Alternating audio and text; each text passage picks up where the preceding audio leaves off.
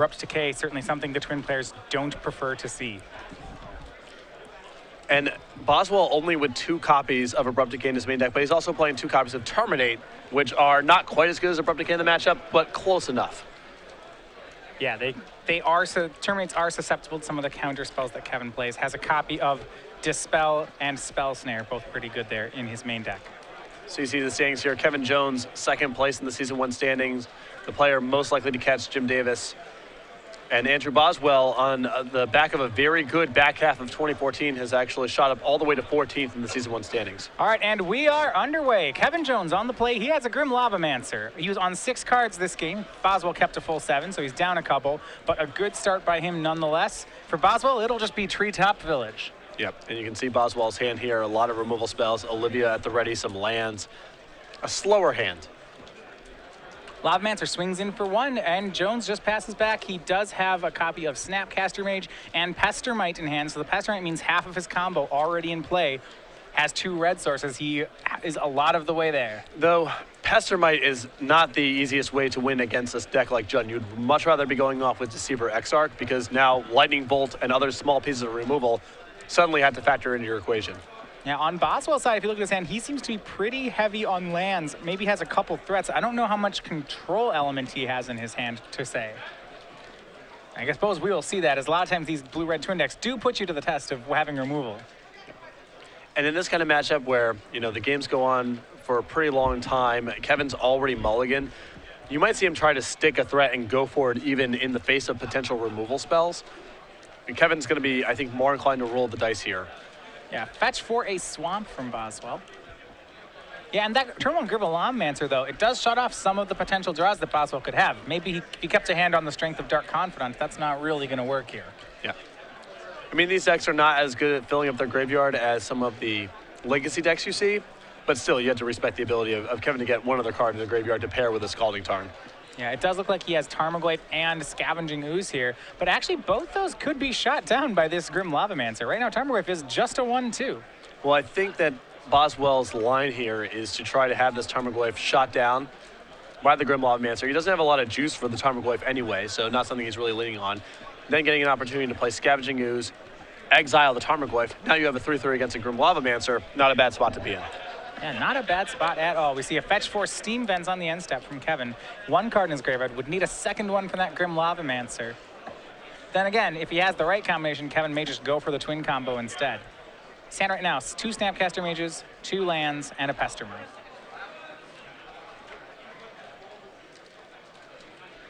And here will be Misty Rainforest. That's land for the turn. And more importantly, it's the second card in his graveyard. Yep. We'll see if he shoots down the Goyf. If he doesn't shoot down the Goyf and holds his Grim Lavamancer, then Boswell really can't play the Scavenging Ooze, right? Right. And the cost is only what? That Kevin takes 1 off Tarmogoyf? That doesn't even seem that bad. You see Pestermite untapping the red source. Kevin does shoot down Tarmogoyf now. Like that line of play a lot there from Kevin. Very efficient. And means he can start pressuring Boswell on the turns where Boswell holds up mana. Right. And if Andrew ever taps low, then he can go for the kill. Yeah, now he needs to do that play on his own turn, because otherwise Andrew might kill the Grim Lavamancer in response to the Pestermite trigger or something like that. It gets all sorts of complicated if he allows Boswell to untap, because suddenly any instant in his hand grows the Tarmogoyf out of range. See if Boswell, he does have Abrupt Decay, more lands, Scavenging Ooze, Olivia Voldaren actually in his hand. She could be pretty good this game. Yeah, Boswell probably doing the calculations right now of, can I play around the possibility of dying? And if I'm willing to incur that cost, that risk, what's the best way to proceed from here? Yeah, Kevin's hand is all X1s at the moment. Another, he has Snapcaster Mages, Pestermites. We see another land from Andrew. He's going to leave up that 2 mana, does not want to be caught by a Splinter Twin just yet. And Tectonic Edge, the draw for Kevin Jones. And here's that game where the blue-red twin deck forces your opponent to leave up mana, and so you just start getting to aggro them. Yep. Yeah, Abrupt Decay takes down the Pestermite. And with Bolts and Vendilion Clicks is a very real plan for this deck. Yeah. The draw for the turn for Kevin was Deceiver Exarch. His hand now just a ton of flash creatures. It's Exarch, Snapcasters. A lot of things to do on end step. Though no twin half to the combo. See, on Boswell's side, he's going to go ahead and start with, looks like Scavenging Ooze. He does not have another removal spell in hand, but Kevin doesn't know that, and that may just be enough. Well, Boswell may feel like he has to preemptively get the Pestermite out of the graveyard to prevent Kevin from getting to his second card in the graveyard. Yeah, he's going to go for the Pestermite. Kevin could tech edge something and try to, no, Lavamancer's tapped, so there's no play here. It's just going to get the use up to a 3/3. Yeah, I suppose Kevin could untap his Lavamancer. No, then he doesn't have 2 cards. Yeah, he doesn't have another way to get a card in the graveyard. He can't get the tech edge in the yard and get the Grim Lavamancer untapped. He's 1 mana short of that. So that'll just work. Scavenging Ooze moves up to a 3/3. Andrew gains a life.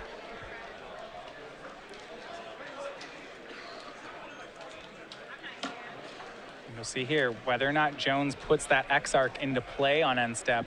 It does give him a pretty good out if he draws Splinter Twin. And it's pretty safe at this spot. You know, Boswell basically representing only something like Dismember as interaction. Lightning Bolt doesn't cut it, so I like getting it into play now. He's going to go ahead and actually just tap Scavenging Ooze, making sure that even if he doesn't draw the Splinter Twin, at least he gets to attack. And it looks like that's what's going to happen. Kevin Jones' draw for the turn, Lightning Bolt. Deceiver Exarch crashes for 1.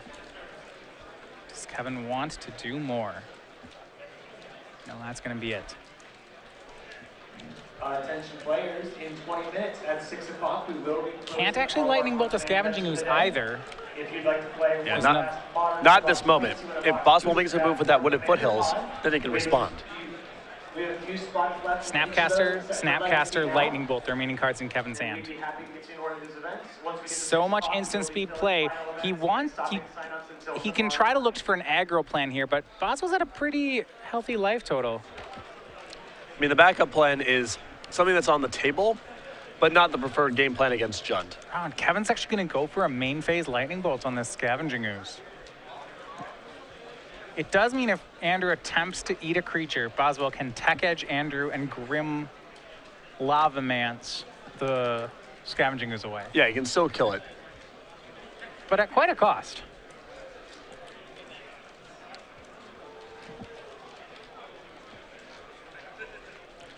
But I think that Kevin sort of just wants to tech edge anyway. Sure, if he's already committed to the line, then this seems acceptable. Yeah. Andrew goes ahead and fetches. Down to 16. We'll see if he takes the full 3. 1 force in the deck for him to go get. Yeah. How many mountains does he actually have a basic mountain here? Forest, Mountain, Swamp. He's got 1 of each. Looks like he's looking for Blood Crypt. I guess one of the best ways to make yourself safe against tech edge is to just have a lot of duels. Yeah. Yeah, they want a lot of basics or a lot of duels. Stomping Ground will put Andrew down to 14, though this extra damage could add up. You see a lot in Legacy deck lists. You know, you either want to have a bunch of basics to go get or none. Yeah. But the worst case scenario is you have a mixture. The Wasteland and Tech Edge takes care of your dual lands, and then you're left with basics that don't facilitate the spells in your hand. So Andrew gains that life there to go into a 4/4, and Kevin is going to actually snapcast the Bolt to take care of Scavenging Ooze. And I suppose if Kevin does not have another land in his hand, he doesn't want to Tech Edge at this stage because it means Splinter Twin is not a kill. Yeah, if he draws Splinter Twin, he needs to make sure he can cast it. That says it feels like there's been a lot of resources expended over a pretty trivial fight. Right, and now he doesn't have that Lightning Bolt. You see Andrew Boswell just taps out for Olivia Voldaren. And if Kevin doesn't draw this Splinter Twin pronto, this Olivia's way out of control. Yep. I mean, this guns down all the X1s, and if Boswell can get to 7 mana, that's just the lock. Yeah. Looks like the draw for the turn was Scalding Tarn. Kevin maybe wanting that Lightning Bolt back. Gonna swing for 3. Boswell would. I think we're gonna see. Can't imagine he blocks. I think we see a no blocks here. That Grim Lavamancer on the table is all too dangerous. Yeah, Boswell goes down to 12, sure. And he's gonna get to untap with Olivia. That's huge. Yep. Scalding Tarn the play for Kevin. He's going to need to find a way to get 12 more points of damage across. But it's going to have to be almost all in the form of burn. These creatures are not long for the game. And it doesn't take very long for Boswell to turn around and start threatening Kevin with a lot of damage. Yeah, every time Olivia activates, she actually gets a 1/1 counter. So this is what, a 3-turn, maybe even 2-turn clock? Right, I mean, the first activation pulls it out of bolt range. And then after that, it's huge, just speeding up the clock quite a bit.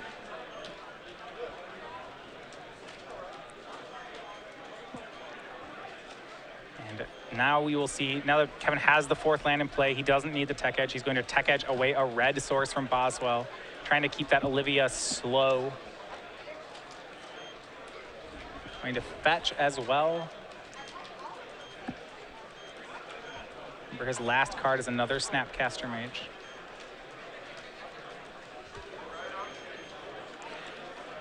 Maybe he's just going to send the Grim Lavamancer triggers upstairs, even. Well, the other option is he can hold up the Lavamancer to try to fizzle an Olivia shooting to allow himself another shot at Lightning Bolt to get the Olivia off the table. Because if that happens, Kevin can start playing Magic again. Yeah. That is it's an interesting line. I'm interested to see if he takes it. There's some danger, right, though, because Andrew still has a lot of cards in hand. Even if Kevin answers this Olivia, it's not guaranteed he can answer the rest of Andrew's hand. Well, he needs to give himself a shot to answer the Olivia, so Splinter Twin is still a draw, because if something happens to Deceiver Exarch and all this, then we're done. Right. So if the rest of Boswell's hands are creatures, you don't really care too much about that. If Boswell wants to tap out for that kind of stuff, that's okay. As long as your Deceiver Exarch stays alive, you still got a shot in this game. All right, draw for turn, Wooded Foothills from Boswell. See Liliana, Kitchen Finks, Tarmogoyf, Wooded Foothills, all available to him. Not to mention those activated abilities of Olivia Voldaren, which may be his most powerful spells of all right now. He is going to lead off by shooting away the Grim Lavamancer. The line you're talking about there where Kevin fizzles an activation, we'll see if he does it. This Grim Lavamancer can shoot Andrew or shoot itself. And it's going to go at Andrew. He's down to 9. The Kitchen Finks in Andrew's hand, doing a lot of work here too. And we'll see Wooded Foothills getting cracked. So Olivia Voldaren, you see over on the left, she's the mythic rare from Innistrad. For 1 mana, she deals the damage to any other creature. So basically the flavor is she vampire bites the creature, so it becomes a vampire. And then Olivia gets a 1/1 counter. Yep. And also she can gain control of any vampire for as long as she's in play. Yeah, so basically, the activated power, the first one, very good against small creatures, and then once someone hits 7 mana, the 2 powers in tandem allow control magic with buyback.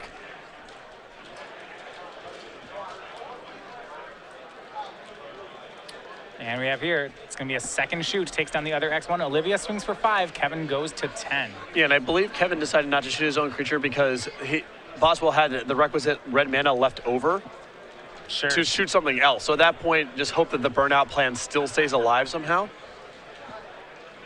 And Deceiver Exarch swings Andrew's down to 7. No. This may be it, though. Andrew draws Sulfur Falls. I think Liliana can clean it up. Right. I still think there's an argument for fizzling in that spot because now Kevin's on 10. He was on 15 last turn, and Olivia's a 5/5. So by not shooting, you're probably cutting the game by about a full turn. Well, if Andrew goes for the Edict, plays Liliana -2, he should be able to get all of Kevin's permanents. Yeah. Olivia swings for 5. Kevin goes to 5. And he can hold up a red mana and a colorless, so Pestermite's not an issue. So it would have to be Deceiver Exarch as your draw step this turn, untap, draw Splinter Twin. Exactly. See if he makes the Liliana. He may just be going for a Tarmogoyf instead. Well, with no other protection in his hand, he has no removal for this Exarch. I think he's got to try to kill it. It certainly is the safest play. It's just going to be Tarmogoyf. Looks like instead he's making sure that he can secure that next turn kill. And this may be a little bit of a misstep on Andrew's part. He's sequenced.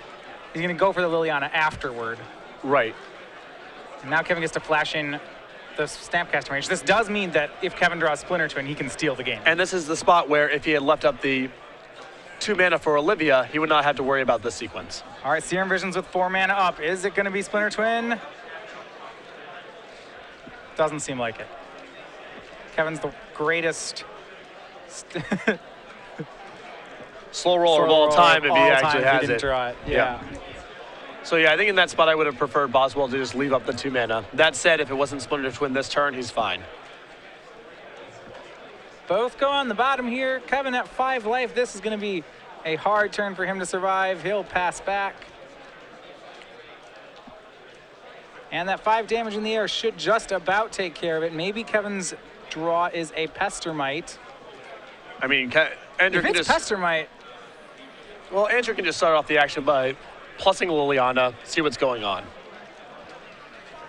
well, if it's Pestermite, hold on. Kevin gets to survive, doesn't he? Tarmogoyf's only a 4/5. It taps the Olivia. Kevin takes 4. Unless Andrew has another way to grow that Tarmogoyf, Kevin gets another turn. And he kept a card on top with that Serum Visions. Yeah.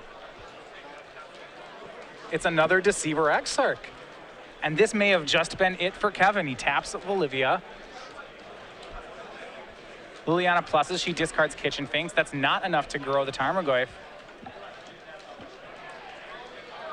If that next card's a Splinter Twin, Kevin will still get it. Yeah. I mean, it says a lot about the resilience of this deck that Andrew's had removal spells. Olivia's been in play for a while when Kevin had very little going on, just a bunch of X1s, and Kevin's still drawing live on the last turn here.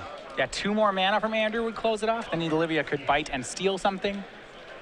But there does not seem to be any defense for Kevin. Or for Andrew rather, and he knows he's in trouble. Kevin did keep a card on top. And I have to think there's very few cards Kevin would top here other than Splinter Twin.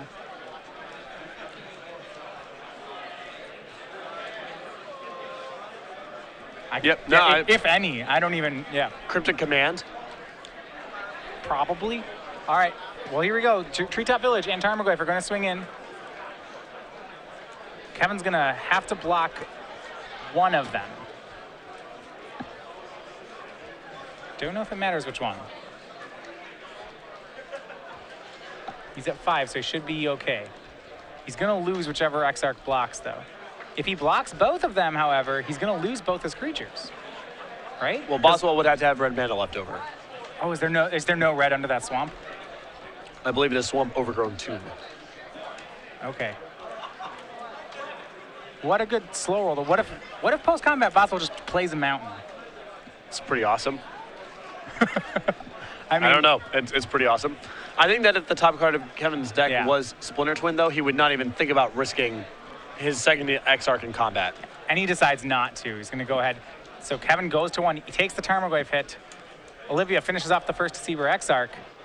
Andrew's tapped out. Does Kevin have this? Here we go. It's Desolate Lighthouse. Yep. But a great job by Kevin there, playing on. I mean, he gave himself quite a few looks at it. Yeah, he was playing on borrowed time there. Right. Looked like Boswell had the game pretty firmly locked up, and Kevin was still able to battle on for a couple turns, give himself an opportunity to maybe draw Splinter Twin. All right, so Boswell up 1-0 right now. Jund taking the game 1 over Splinter Twin in what's a pretty tight matchup. Now, one thing we want to talk about, we've had our Star City game schedule for the rest of the year been announced. We've told you about quarter 2, quarter 3. Wondering when is Star City Games Open Series going to be in your area? Well, we have the 4th quarter schedule posted as well. And we're going to go ahead and look at that. We start to make our way west, going through the Midwest, with another Modern Open in the beginning of September in Cincinnati. Yeah, after that, we go to Worcester for Standard, Milwaukee, and Indianapolis after that. The weekend after that will be in Atlanta for Standard Open, St. Louis for Legacy 2 weekends after that. Modern again in Dallas, a Standard Open in Philadelphia, November 7th and 8th. After that, we head over to Atlanta for a limited Grand Prix, a Legacy Open Series in New Jersey. Denver for the first time in several years for a Standard Open. And then the Season 4 Invitational in Seattle, Washington, Standard as the Open Series format and Standard and Modern as the Invitational formats. Me, you, and Cedric will be in the booth. And then after that, of course, the 2015 Players Championship in Roanoke, Virginia, December 19th and 20th. Yeah, and as you remember, with the invitationals, it is structured so that if you're wondering what are we playing at our invitationals, for the first quarter and third quarter, it will be Standard and Legacy, and for the second and fourth, it will be Standard and Modern. So if you win one IQ near you, you may want to factor that in planning which invitational you're going to go to. Yeah, so for all you Modern enthusiasts, we have a bunch of Modern Open Series available. We'll be running a Modern Grand Prix. Modern will be a supported format at the invitationals, both as an Open Series format and as part of the invitational itself. And of course, we are very happy with the extremely strong showing here in Baltimore this weekend. 762 players coming out for a 2-day Modern Open Series event, the first time in Star City Games history. All right, well, going on to game 2, Kevin Jones down a game with Blue Red Twin. We'll start with his sideboard. What weapons does he have against Jund? One of the ones that I'm sure Boswell is expecting, that's 2 copies of Blood Moon, which certainly would be good against his mana base. Although Boswell can do a lot to take the wind out of the sails of that card. He does have a bunch of basics in his deck, so if he's conscious of it, he can play around Blood Moon pretty effectively. Yeah, so Blood Moon, copies of, if he wants to go bigger, he has copies of Keranos, God of Storms, Batterskull, Jace, Architect of Thought, and can even go down with something like Spellskite or Dispel for the matchup. I do like bringing in the bigger stuff because Boswell's probably overloading on more removal. And the game's going to be played, it's going to be a protracted affair. It's going to be very rare for Kevin to just be able to go turn 3 creature, turn 4 twin, kill you. And when the matchups look like that post board, you often want to go to things like Keranos, Batterskull, Jace, Architect of Thought, these hard to kill card advantage engines against decks like Jund. We've even seen Batterskull just win games on its own. You don't even have to go for the combo. Yeah, so you talked about Andrew going to even more kill spells. Well, what does that look like on his side? 2 copies of Ancient Grudge, a Shatterstorm, a Grim Lavamancer, 4 copies of Fulminator Mage, 3 copies of Huntmaster of the Fells, a Sword of Light and Shadow, a Duress, a Thoughtseize, and a Slaughter Pact. Actually pretty light for this kind of matchup. As we mentioned before, not even capping out on the full playset of Abrupt Decay, just 2 of those alongside 2 Terminates. I like Duress, Thoughtseize, and Slaughter Pact in this matchup. Slaughter Pact is excellent against Twin. It wouldn't also surprise me to see Boswell bring in maybe one, maybe both of the Ancient Grudges, anticipating Spellskite, and then some big artifact stuff in the board as well. Sometimes you see things like Batterskull coming out of these decks. Yeah, I was actually going to wonder whether or not you think he boards in Ancient Grudge just in anticipation of a card like Spellskite. I think, 1 copy is reasonable. I think both is a little excessive. I can also just see 0 coming in. Yeah, I suppose grudging a spell. How bad is it if Spellskite eats 1 removal spell? I mean, if you're planning to board in a lot of removal anyway, maybe that's just a price you pay. Right, well, Boswell's removal suite here. 2 copies of Maelstrom Pulse, 2 Terminate, 2 Abrupt Decay, 5 discard spells, 4 Lightning Bolts. Bolts don't kill everything. Maelstrom Pulse is sorcery speed. So it's okay against Twin, but you're looking for instants that kill anything. And then you have the Terminates and the Abrupt Decays, those are just good, and the discard spells as well, so. I would definitely be surprised if both Grudges came in. I think 1 is defensible. Looking at the cards he boards out, Andrew does have, I would think, with the higher end sorcery, so things like Kitchen Finks, Chandra Pyromaster, those things seem, you just don't want to tap out like that against Twin. Well, I think that, something like Kitchen Finks, I'm not a big fan of in the matchup, but you saw that game there. Kevin had, and these lists of Twin honestly have a lot of one-toughness creatures, and they're converting into beatdown decks post-board a good percentage of the time, especially in matchups where they anticipate the combo's not going to be good. You saw Grim Lavamancer, Snapcaster Mage. We know Pastermite's in the deck. Very likely Vendilion Click is hanging out somewhere on the list.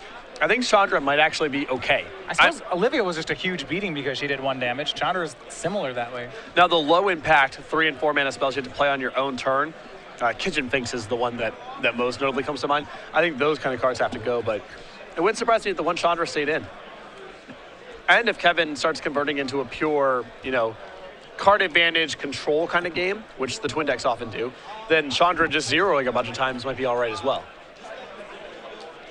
Interesting to see how both players, how this matchup changes. It doesn't seem like either player, despite the fact that these are like, black-green X, I suppose, and Twin are 2 of the top decks in the format, neither of them seems to really be gunning for the other guy in the sideboard. No, not really. The 4 Fulminator Mages, I think that's a sign of where Andrew's priorities are. The matchups that are about doing powerful stuff with lands, whether it be Amulet of Vigor or Tron, probably not a good matchup for Jund. No, you need, especially against Tron, you need to have Fulminators if you want to get that one. And back a couple years ago when Jund was very popular in Modern, and as was Tron, you even saw these decks pack Sowing Salt in the sideboard. So the matchups that involve lands being powerful, typically not good for Jund, and that's where you see a lot of Boswell sideboard space taken up. Yeah.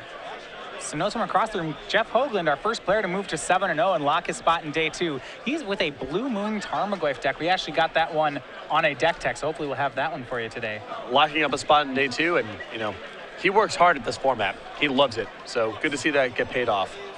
Modern certainly is a format that rewards knowledge and practice, much like Legacy. Game 2 underway here, though. Kevin starts off with Island and just a fetch and Serum Visions into a fetch land, whereas this time it's Boswell who has the Grim Lavamancer.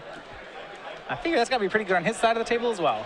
Well, I mean, when we saw Kevin's deck game 1, all those one-toughness creatures, Lavamancer could play a huge role.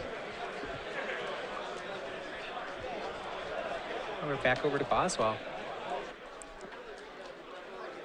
Just kind of developing. You see, looks like Boswell certainly has converted into a heavier removal deck. A lot more removal on his side. At least in the hand he's kept here. Lightning Bolt in his hand. Liliana, more lands. I believe another black kill spell too. I think he's just 2 kill spells and a Liliana. Very hard to lean on the combo in this kind of matchup. And Jund is just a deck historically flushed with a lot of removal spells, so. Trying to just slap an enchantment on your creature, it'll work some games, but you're better served trying to come up with a new game plan. Or at least having a different way to go. Not a completely different game plan, but at least a secondary game plan. Kevin Jones mindful, just getting basics here. See, he has gotten some control elements of his own. See a copy of Negate in his hand. Looks like he brought those in out of the sideboard to try to fight through the removal as best he can. Third land into play, and he'll just pass. It's great how much pressure Twin creates just by leaving up mana. Cedric was talking to me about this being the most stressful deck to play against in Legacy. Because you just never know when you're good. It's the worst. You're just there, okay, am I going to die this turn? I mean, can I play around the natural turn 4? You really would hate to have a kill spell in your hand and lose to a guy who kept 5 lands, Deceiver, Exarch, Splinter Twin. Right. You'd really feel foolish to lose to that hand. You can see Boswell now totally protected from Blood Moon. A Swamp in play, a Forest in play, and of course, any Blood Moon effect is just going to turn his non-basics into mountains. When I play against Twin, I feel like I just wish I always have Jataxian Probe in my hand. I feel like I could play so much better if I just knew. If you just knew what was up? Yeah. Like we see Liliana here. I mean, there's a chance, right, that he would play Liliana and then Kevin would, and then die. Right. Well, Boswell's being a little bit more aggressive about tapping out right now because he has Slaughter Pact in hand. So, and that's I think one of the reasons Slaughter Pact is just so excellent here. Yeah, I mean, 3 mana for a removal effect isn't even the end of the world, and the fact that you can do it for 0 mana, advance your board with your creatures, and still have protection, it's so valuable against Twin. And there's also the knowledge here. So Kevin spent a negate on the Liliana. You have to think this means Kevin just simply does not have the combo. If he had the combo, he would let it resolve and go for it. Yes. Almost certainly. Slaughter Pact being, I believe, the only card in the format that could stop out of Jund that could stop that play. Out of Jund, yeah. I mean, there's probably some oddballs I'm not thinking of. Your opponent, yeah. All of your opponents could always have Disrupting Shoal and a blue card. So Okay. theoretically, right. There's something. But yeah, in general, yes. I guess, yeah, he could Sickening Shoal it. There you go. That's pitching Olivia. You'd never see it coming. We see Sower of Temptation, the cast by Kevin. So it certainly has gone to his larger threats game plan. Taking Andrew's copy of Grim Lavamancer, deciding he much preferred the games where Grim Lavamancer was on his side of the table. Though Sower of Temptation against Jund does not have a great success rate. No, not really. I mean, I think Kevin, he has to go for this play because if Andrew's not tapped out when he goes for it, then Sower's really embarrassing. Oh, I think the play is fine from Kevin. It's just Sower of Temptation historically has not done a lot of work against the old Lightning Bolt Terminate deck. And Lightning Bolt it is. 2 mana up. Andrew will go ahead and pass the turn back to Kevin. You see Kevin now with a Negate, a Jace, Architect of Thought. A copy of Splinter Twin, so half the combos there. Misty Rainforest as well. And Jace not too shabby on this board, though it's got the dilemma where you don't want to plus it and you don't want to minus it. Yeah, I mean, Jace is okay.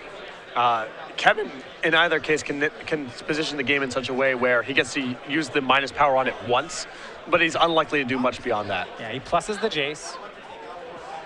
There's the worry, right, that Andrew just Maelstrom pulses it. Right. And then you get nothing. I guess you get a Maelstrom pulse. You could do worse.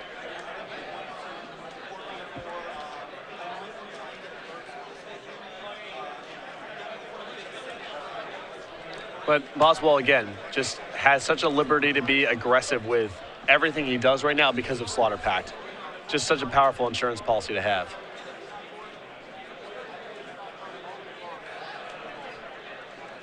You see here, tapped Stomping Ground to just pass back. And this actually looks pretty decent for Kevin. He's going to get to untap with this Jace. Now, if he minuses the Jace, Andrew will just end step, shoot the Jace, and then shoot the Jace. Yeah. It's really interesting, right? It just seems like there's so much work that's going to take to make this Jace ever actually draw a card. Well, he always gets to cash in for the minus power once. Past Right. that, Yeah, to run away with the game, the way you think of Jace the Mind Sculptor in Legacy, right? Oh, I got 3 activations off my Jace, game over. Right. This guy doesn't do that, at least not here. No, not quite. But if he did that, then you would not be allowed to play with it. So, kind of goes both ways. Hey, when Jund was first around, the deck was fine against Jace the Mind Sculptor. That's true. Blinding and Bloodbraid Elf. Yeah. I suppose one of those is banned right now in Modern, so that's one banned card for another. It's going to Serum Visions, and now Jace will minus. Andrew, knowing one of the cards is Flame Slash, may just take the Flame Slash. Yeah, at this point I feel like Flame Slash is probably more important than the Remand. Even if a land comes with it? I don't know how much the mana is worth at this point. I guess the 6 mana is relevant for the purposes of getting to negate plus Splinter Twin in the same turn. Sure.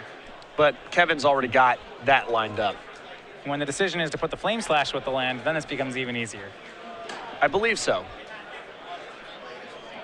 Legacy Challenge players, your parents Now- your third round are about to be posted. Now, these guys are playing on a different level. There's something else going on here, though. Andrew puts the Remand by itself. Not only that, but Kevin goes ahead and takes the Remand. Kevin not trying to protect this Jace in the least. Yeah, interesting. I mean, he does have the shot there. If he kills the Grim Lavamancer, Jace only goes down to 1, and then he might be good. Although Maybe a couple turns down the road, you get some more cards. Yeah, maybe. Though, if that was the play here from Kevin, then he gets kind of the best of both worlds. Now he has Remand protection, the Lavamancer's dead, and there's the hope that Jace can run away with the game. He had the Dismember here, and that does really seem like the best one. So Dismember takes care of the Grim Lavamancer. Jace drops to 1. Kevin left with a hand of Remand, Splinter Twin, Negate. It is just waiting for an Exarch before he can go. And Andrew out of removal. He's just going to have to try for the trumps. That's going to be Olivia Voldaren. It's going to get remanded. Kevin cannot protect himself from Olivia forever. However, he does remand into remand there, so Ugh. I don't know, right? That's Having some flashbacks. remember remand drawing remand. What's not fun about that? Kevin's draw for the turn is Desolate Lighthouse, and he'll pass. Can help him dig even farther. Andrew cracking a fetch land. Needing some action. Next turn, Kevin gets to minus the Jace again. Olivia still not sticking. See whether Kevin cashes in the Jace again on 2 or whether he actually tries to continue just the activations. Going up to 3 is certainly greedy, but maybe he could get rewarded. I think the way that Kevin's deck is set up here, that just carrying in while the getting's good seems to make sense to me. And at 10 a.m. you'll have a Legacy Just draw your cards. registrations for Yeah, between Desolate Lighthouse helps turn your bad cards into more cards, so just quantity seems more important. Right. come up to the right side. And this is going to be Olivia again. It'll be remanded. Grab it back. Boswell did pick up, in addition to a Slaughter Pact though, he did pick up a copy of Abrupt Decay. So he actually has double removal spell if Kevin actually goes for the combo. Once again, if you'd But this is the power of swapping up the deck here, is Andrew flush with removal, but Kevin can turn the game into about something else, about things like Battered Skull, Keranos. He doesn't have to try to go for any sort of combo. Speaking of that, Kevin on his end step looted with the Desolate Lighthouse. He looted away at Floated Foothills and got a Blood Moon. Now, fortunately for Andrew, he has an Abrupt Decay, so he's not just going to die to it, but that will certainly take one of those cards out of Andrew's hand. Well, I mean, Boswell is still on Basic Swamp, Basic Forest, so he doesn't necessarily have to move.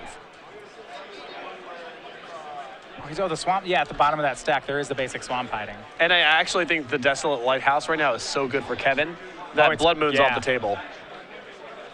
So you think he loots it away? Well, I think he doesn't want to show it to Boswell either. So he's in this weird spot where he doesn't want to cast it, nor Yeah. does he want to loot it away. Gonna go ahead and discard the Blood Moon. Denial of information is good, but quality cards winning the day. So he's gonna start by looting here. He has the Jace. How much does he want to go for here? I don't believe Kevin has another answer to the Olivia.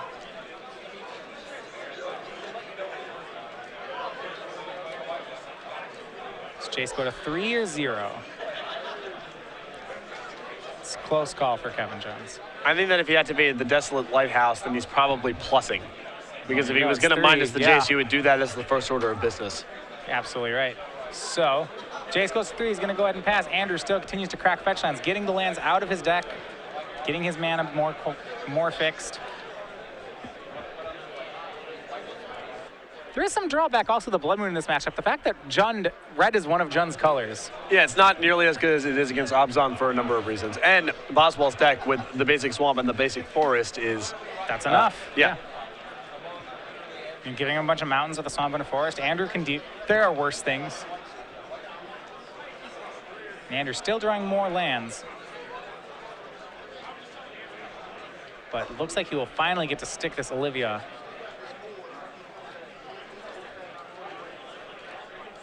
And there she is. This time it's going to stick. Andrew plays a 4th land. Once Andrew holds up 8, Kevin needs to be careful because then suddenly Deceiver Exarching doesn't really work anymore. Yep, it is the lock of sorts. Jace, -2. What do we have here? We have Pestermite, Stomping Ground, and Snapcaster Mage. Snapcaster's got to be the prize here. Yeah, with that graveyard full of counter spells and well, just to be sure it was the right choice, Kevin's going to go ahead and check out the graveyard, but... Hard to imagine Pestermite in the face of Olivia Voldaren is better than a Snapcaster Mage, but I guess you can never be too sure. Now, does Kevin, if he has a card like Flame Slash in his graveyard, he can take care of the Olivia here. But Lightning Bolt won't do it because Olivia can kill the Snapcaster.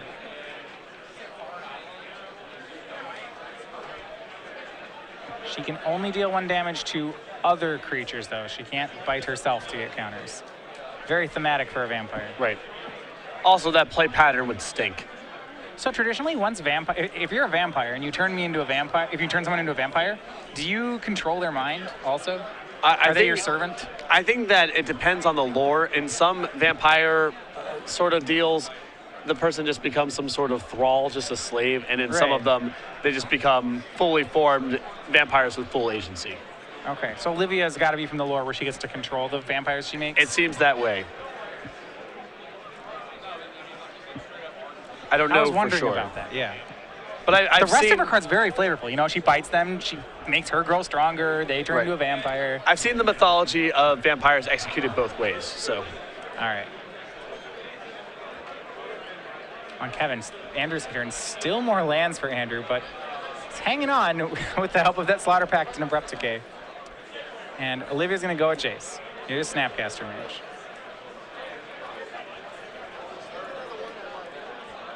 Now, we'll see what it's targeting.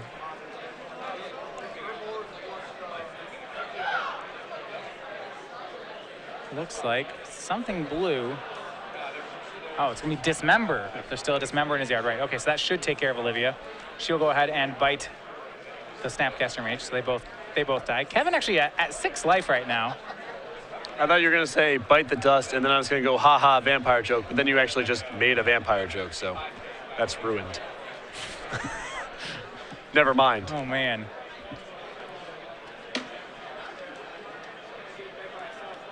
Yeah, at 6 life, though, Andrew does play Lightning Bolts, right? So he could just cheese out this win. Well, Kevin's still sitting on negate. Okay. So it's unlikely. We're going to 5. We're getting closer. How much of this damage has Andrew actually dealt? Any? There's no way. Did Kevin do all this to himself? That seems really hard for me to believe, but... It's 8 from Dismembers. Yep. Bunch of fetch lands. Only 1 shock. Did he fetch 5 times? If he fetched 5 times, that's the full 15. Wow. Modern is the format of dealing damage to yourself. More than any other. 15 is a huge number. Well, let's keep at it. Here's Scalding Tarn. 2.16. Another land for Kevin. I was surprised to see him play lands with Desolate Lighthouse in play. He's building up towards something, to be sure. Well, he's still got another land left in his hand. So he's at least got 1 loot covered for. But yeah, I don't know if he needs much more mana beyond this. I don't know, the Twin decks, when you're trying to stick one of your threats with backups like Negate and Cryptic Command and Snapcaster Mage, you do need a lot of lands. We're just in game 2 here. Andrew Boswell took the first game over Kevin Jones. Just under 11 minutes remaining in the round. So Draw for the turn. Finally, Andrew stops drawing lands. This time he draws Thoughtseize. Opting not to cast it, I don't think. Well, Kevin gets a look at so many cards between the Lighthouse and Jace that I like holding on to the Thoughtseize until you're going to try to push something through, especially because Boswell is at no immediate risk of dying between the Slaughter Pact and Abrupt Decay in his hand.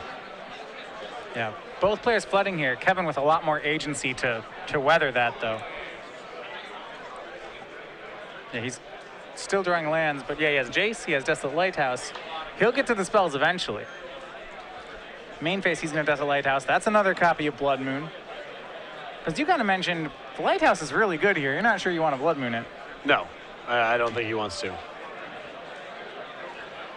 Plays another land, passes the turn. One of the cure names, I've heard the Desolate Lighthouse called the Loot House before. It's not bad. Yeah.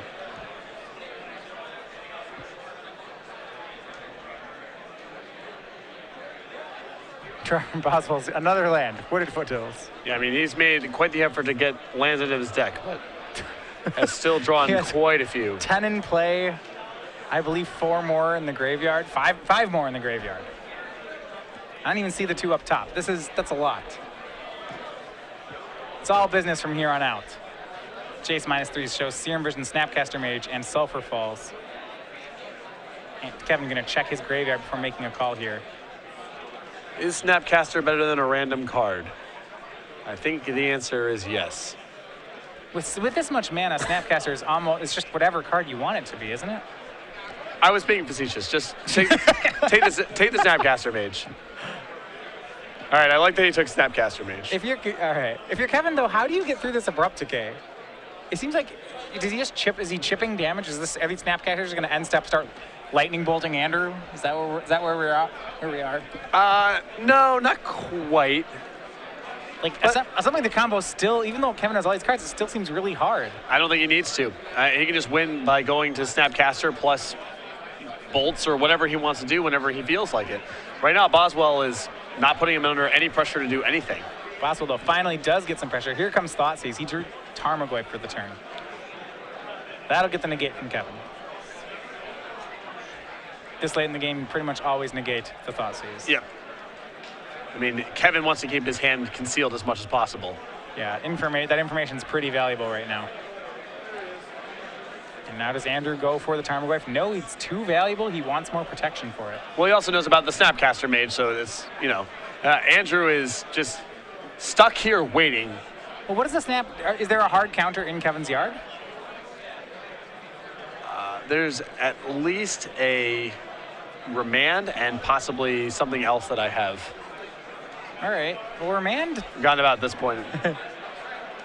I don't know if he actually can counter the Tarmogoyf. Now, that doesn't mean that Andrew's supposed to jam it, but... Yeah, we'll go ahead and loot away. Kevin will loot away that other Blood Moon as well. Draw return is Cryptic Command. That's a huge draw, considering as a Snapcaster Mage, that's like drawing 2 Cryptic Commands. Now, that's a combo deck I can get behind. It's Cryptic Command, Snapcaster Mage. I feel like that draw pushes Kevin over the top. Yeah. At 1 card a turn, it's hard to see Andrew ever getting through this. He's going to go for the Tarmogoyf this turn, but it may have been a turn too late. Kevin now does have the Cryptic Command.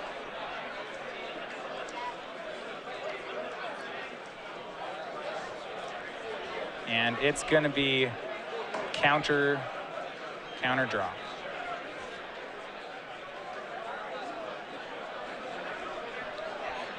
To be fair, even if he makes the Tarmogoyf last turn, Kevin can still bounce draw, counter draw. Yeah, it doesn't matter all that much. Yeah, the Cryptic Command still is excellent for Kevin. With this on the stack, Andrew's going to make a go for it. Lightning Bolt pointed upstairs at Kevin, trying to deal the lethal damage.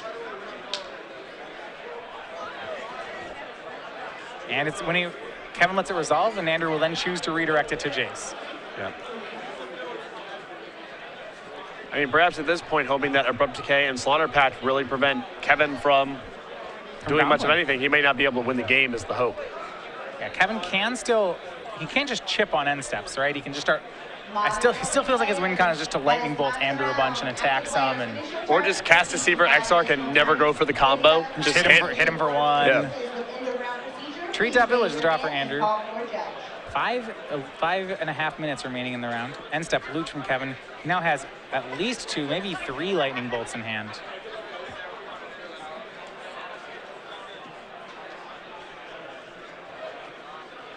Draws another lightning bolt. I mean, if you're Andrew, you know you've lost this game, right?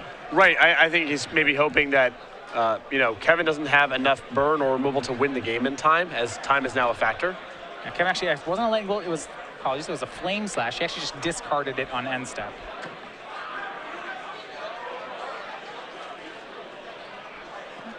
Andrew's gonna try for something else. Here comes, fires up a treetop village. That's gonna swing.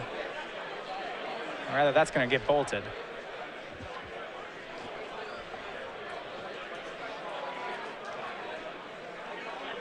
I'm interested in how Kevin's planning to win this one. Not, just, it certainly seems like he can. He just has to choose how. It's not that way. Down to 4 minutes. Serum Visions was the draw. He'll cast it. Do you think these decks can maybe afford to have a second copy of Desolate Lighthouse on the sideboard? In these matchups, it feels like so powerful. You may just want to main deck it. Well, I don't know. The Tectonic Edge does some different things, and Kevin's on a split of 1 Tectonic Edge, 1 Desolate Lighthouse. You can only afford so many colorless lands when you have Cryptic Command and Splinter Twin in your deck. I feel like the difference is that the game's Tectonic Edge is good, it's good, and the game's Desolate Lighthouse is good, it's absolutely backbreaking, which would make me just want to play more Lighthouses, but I trust the people who, Right. the people who've won big events with this deck certainly have to. Tectonic Edge also has its moments of being absolute backbreaker too, so. I always like looting. If you ask me if I want to blow up your land or draw a card, I'm going to always answer draw a card. Sure. Well, and I like blowing up lands. Right. So. We've reached an impasse. Snapcaster. Kevin's going Inquisition on the stack. Kevin's going to go for something here. It's going to be a Snapcaster and looks like Cryptic Command. It's a combo deck. The combo is blue stuff with blue stuff. Snapcaster Mage and Cryptic Command. That's the combo. It's very powerful together. No, they're great together. Unlike many other combo decks, their pieces are actually fine by themselves as well. Scavenging Ooze the play for Boswell. This one might resolve. How much green is up for Boswell, though? I don't think it's too terribly much. Maybe Kevin can deal with it. This seems like Andrew's last shot of stalling out the game, is this Scavenging Ooze. Right. I mean, he's still sitting on Abrupt Decay and Slaughter Pack, so, Kevin going for the combo kill is very challenging. If the Ooze gets into play, all right, well, that's some life gain. You make a big body, maybe push outside of removal range. And it does resolve, though. Peak. Nope, just going to untap. Yeah, Kevin needs to make sure he can kill Andrew here. He does have a lot of lightning bolts in hand. That's the thing. Kevin has so many bolts in his hand that he can even just bolt the Scavenging Ooze 2 or 3 times, whatever it takes. But if he does that, how's he killing Andrew anymore? Does he have to worry about decking here? I don't know. I don't know how many cards are left. It can't be that many. There are 2 minutes remaining in the round. So I think a while ago Kevin decided he was playing for this draw. Well, I don't know if that was necessarily the case. I think that he's just trying to be super, super certain that. Right, but I mean, if he was trying to win game 3, he may have just thrown caution to the wind and tried to win this one quickly. This game's also been pretty complicated. So, and Kevin is not doesn't go faster than that. Kevin is not the world's fastest player either. So, I don't think there was any sort of trying to manage the clock in that sense. I think it's a complicated game, and Kevin's not trying to mess it up. I know when I played combo decks, I've certainly been in a spot where I'm down a game. I say oh, hey, 10 minutes left in the round. Well, okay, time to jam. And I just start, I stop playing around anything because, I need to win game 3. Right. And here we go. A pair of lightning bolts are going to take out the Scavenging Ooze. Andrew at 16, it's healthy. A minute remaining. Maybe Andrew can pull this out. There can't be that many lightning bolts left. And it looks like Dark Confidant the play from Andrew. Sure, Andrew has plenty of cards left in his deck. Confidant's great. Peak on end step. He gets to see Slaughter Pact, Abrupt Decay. The coast is never going to be clear. Not in the face of Abrupt Decay. So it seems like it would be almost a certainty that Abrupt Decay was in Andrew's hand at this point. Yeah.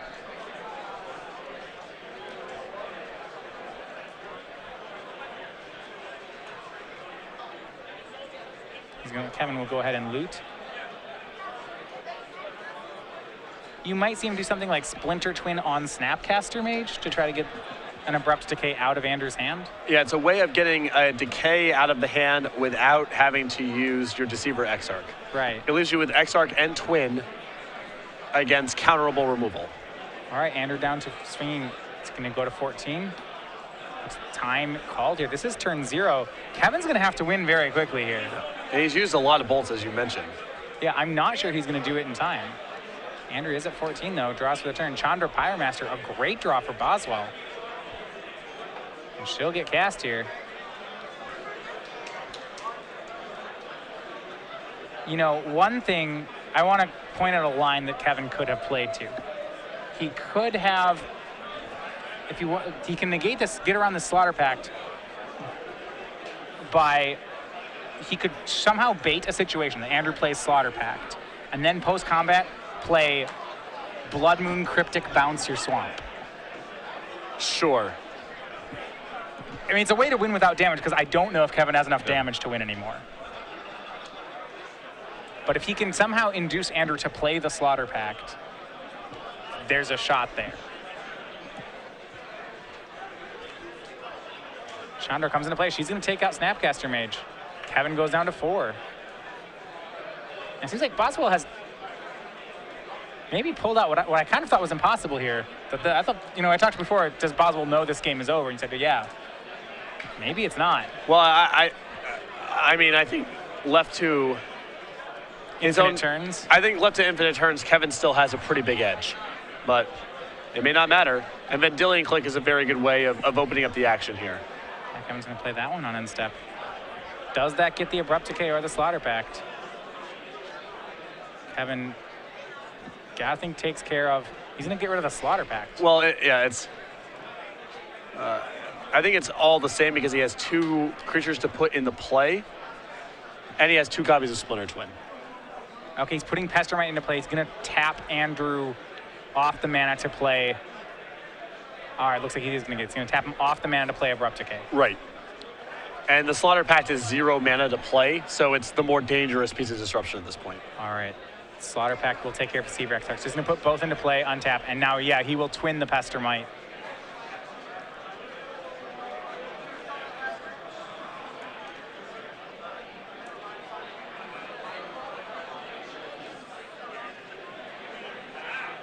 All right, looting here first. Discarding Batterskull and a land. And a Splinter Twin on Pestermite. And that's going to be it. Kevin in extra turns takes game 2 to force the draw between them. Yeah, I mean, we'll see if they actually decide to play it out here, but unless Andrew Boswell's Jund deck is capable of a turn 2 kill, which does not appear to be the case, we're gonna be looking at a draw. Yeah. Well played by both of them there. A epic game 2, really. Kevin really riding that Desolate Lighthouse through the game, but shows just how hard it is to play around things like Slaughter Pact and Abrupt Decay.